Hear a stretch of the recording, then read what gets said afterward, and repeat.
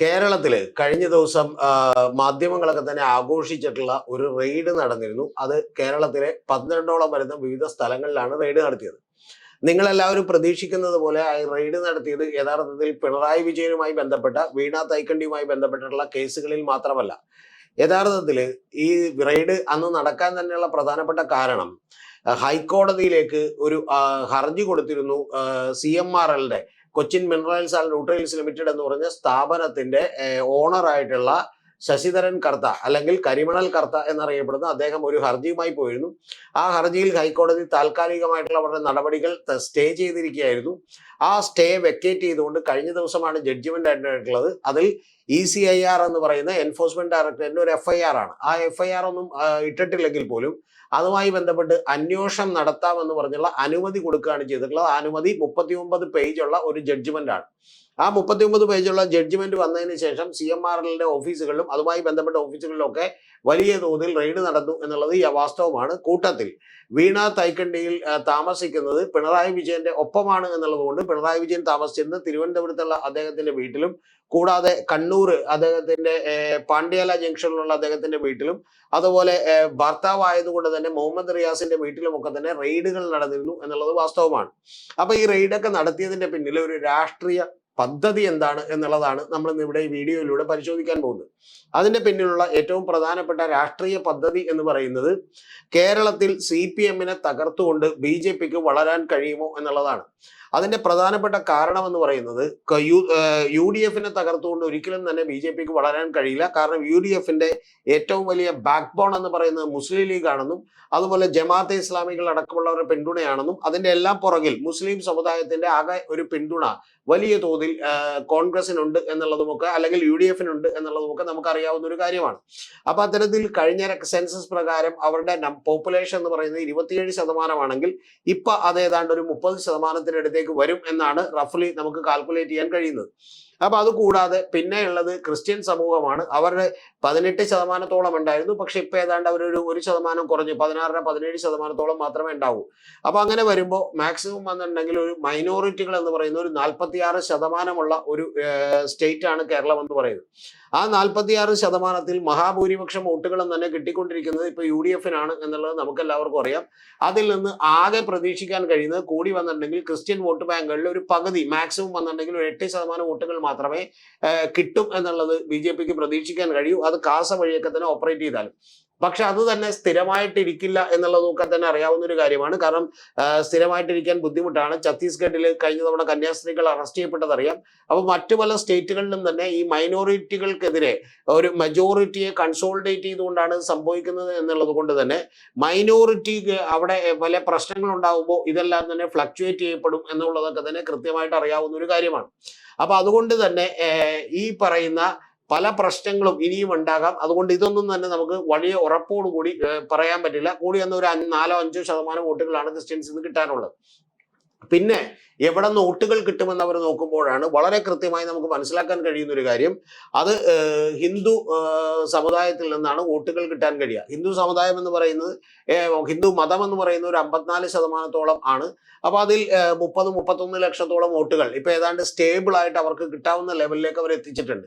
പക്ഷെ അതിൽ നിന്ന് തന്നെ വീണ്ടും ഒരു 20-25-30 ലക്ഷം വോട്ടുകൾ കൂടി കിട്ടണമെങ്കിൽ കഴിഞ്ഞ തവണ പിണറായി വിജയനൊക്കെ കിട്ടിയിട്ടുള്ള 81 ലക്ഷം വോട്ടുകളിൽ നമുക്കറിയാം ന്യൂനപക്ഷ വോട്ടുകൾ കുറവാണ് എന്നുള്ളത് നമുക്കറിയാം. അപ്പൊ അതുകൊണ്ട് തന്നെ മഹാഭൂരിപക്ഷം വരുന്ന ഹിന്ദു മതത്തിൽ നിന്ന് അല്ലെങ്കിൽ അത് വിശ്വാസികളായിട്ടുള്ള ആളുകളുടെ വോട്ടുകളാണ് കിട്ടിയിട്ടുള്ളത്.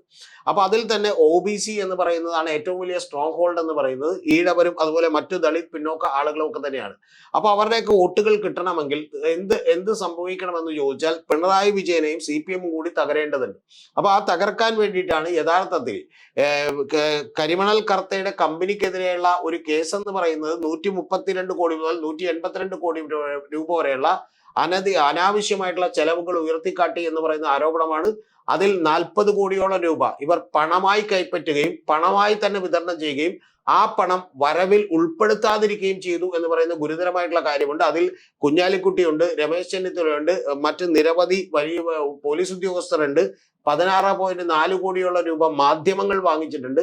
അപ്പൊ ഇത്തരത്തിലുള്ള മാധ്യമങ്ങളൊക്കെ തന്നെ വാങ്ങിച്ചിട്ട് പോലും നിങ്ങൾ അറിയേണ്ടത് അവരെ ഒന്നും അന്വേഷിക്കാൻ തയ്യാറാകാത്തതും ഈ പിണറായി വിജയന്റെ 2.8 കോടി രൂപയോളം വരുന്ന മൊത്തം വായ്പകളെല്ലാം കൂടി കൂട്ടിയാൽ 2.8 കോടി രൂപയാണ്, അല്ലെങ്കിൽ അത് 1.72 കോടി രൂപയാണ്. അപ്പൊ ആ കോടി രൂപയിലേക്കുള്ള അന്വേഷണമായി ചുരുക്കുന്നതിന്റെ കാരണം പിണറായി വിജയനെതിരെയുള്ള ഒരു ക്രെഡിബിലിറ്റി തകർക്കുക, അതുപോലെ CPM-നെ ഇല്ലാതാക്കുക എന്നുള്ളതാണ്.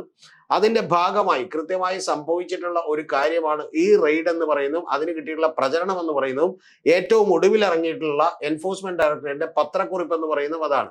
കാരണം ആ പത്രക്കുറിപ്പിൽ പോലുമുള്ള ഏറ്റവും പ്രധാനപ്പെട്ട കാരണം ഏതാണ്ട് 18 കോടിയോളം എമൗണ്ട് സീസ് ചെയ്തിരിക്കുന്നു, ഞങ്ങൾ ഇതാ പിടിച്ചെടുത്തിരിക്കുന്നു, ഫ്രീസ് ചെയ്തിരിക്കുന്നു എന്നാണ് അതിൽ പറഞ്ഞേക്കുന്നത്. പക്ഷെ അതിൽ തന്നെ ഒരു ദുരുദ്ദേശമുണ്ട്. അത് കേൾക്കുമ്പോൾ നമ്മൾ വിചാരിക്കും ഇതെല്ലാം തന്നെ വീണ വിജയന്റേതാണെന്ന്. വീണ വിജയന്റെ കേവലം 1.5 ലക്ഷം രൂപ മാത്രമേ, ഒരു FD മാത്രമേ ഇതുമായി ബന്ധപ്പെട്ട് മരവിപ്പിച്ചിട്ടുള്ളൂ. ബാക്കിയുള്ളതെല്ലാം തന്നെ കരിമണൽ കർത്തയുടെ ഓഫീസുകളിലും അതുപോലെ തന്നെ എക്സാലോജിക്കിന്റെയും മറ്റ് നിരവധി ഓഫീസുകളിലും ഒക്കെ തന്നെ റെയ്ഡ് നടന്നിരുന്നു. CMRL ഓഫീസുകളിൽ റെയ്ഡ് നടന്നിരുന്നു. അദ്ദേഹത്തിന്റെ മകന്റെ വീട്ടിൽ റെയ്ഡ് നടന്നിരുന്നു. മകളുടെ വീട് കളമശ്ശേരിയിലുണ്ട്, അവിടെ റെയ്ഡ് നടന്നിരുന്നു.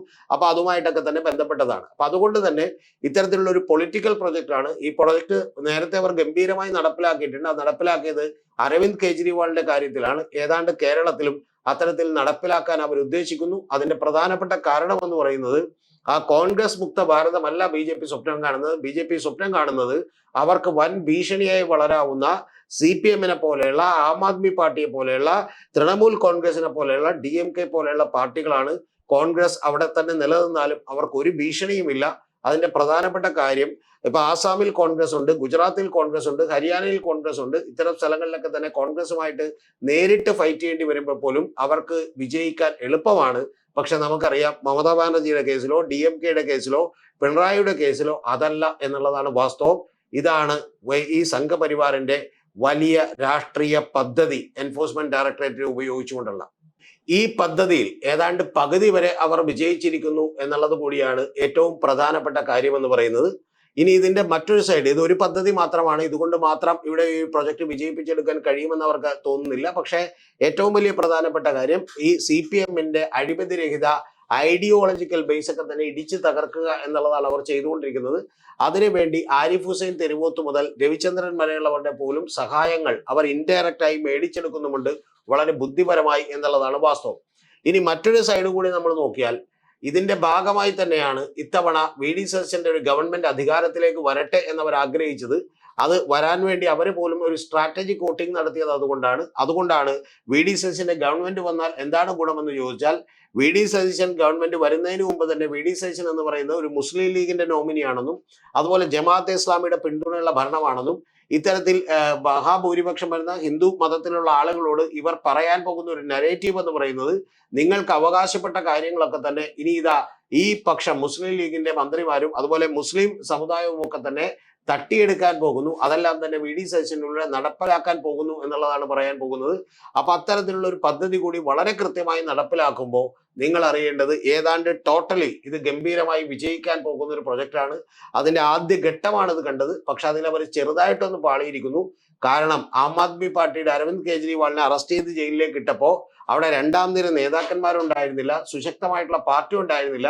പകരം അത് ക്ഷീണിക്കുകയും തകരുകയുമാണ് ചെയ്തതെങ്കിൽ കഴിഞ്ഞ തവണ 7 മണിക്കൂർ ചോദ്യം ചെയ്യലിന് പിണറായി വിജയന്റെ വീട്ടിലേക്ക് എത്തിയപ്പോൾ പിണറായി 7 മണിക്കൂർ ചോദ്യം ചെയ്തില്ല, കേവലം തടഞ്ഞു വെച്ചപ്പോൾ അദ്ദേഹത്തിന്റെ മകളെ ചോദ്യം ചെയ്യലിന് വിധേയമാക്കിയപ്പോൾ കേരളം മുഴുവൻ ഒന്നടങ്കം പിണറായിയോടൊപ്പം ചേരുന്ന അഭൂതപൂർവമായിട്ടുള്ള ഒരു പിന്തുണ കൂടിയാണ് കണ്ടത്. അതുകൊണ്ട് ഈ പദ്ധതി ഇനി മുന്നോട്ട് കൊണ്ടുപോകണോ വേണ്ടേ എന്നുള്ള സംശയത്തിലാണ് അവർ. കാരണം മറ്റ് സംസ്ഥാനങ്ങളിലൊക്കെ നടപ്പാക്കിയതുപോലെ ഇത് പിന്തുണ വർദ്ധിപ്പിക്കുകയാണ് ചെയ്തത്, പിന്തുണ കുറയല്ല ചെയ്തത് എന്ന് പറയുന്ന തോന്നലാണ് അവർക്ക് ഉണ്ടായിട്ടുള്ളത്. അതുകൊണ്ട് വീണ്ടും അവർ ശ്രമിക്കാതിരിക്കും എന്ന് ഞാൻ വിചാരിക്കുന്നില്ല. വീണ്ടും അങ്ങനെ ഒരു ശ്രമം ഉണ്ടാകും എന്ന് തന്നെയാണ് ഞാൻ വിചാരിക്കുന്നത്. അത് കുറച്ചുകൂടി സൂക്ഷിച്ചുള്ള ഒരു ശ്രമമായിരിക്കും എന്നാണ് വിചാരിക്കുന്നത്. കാരണം അതുകൊണ്ട് തന്നെ ബാക്കിയുള്ളതെല്ലാം നമ്മൾ കാത്തിരുന്ന് കാണേണ്ടതാണ്.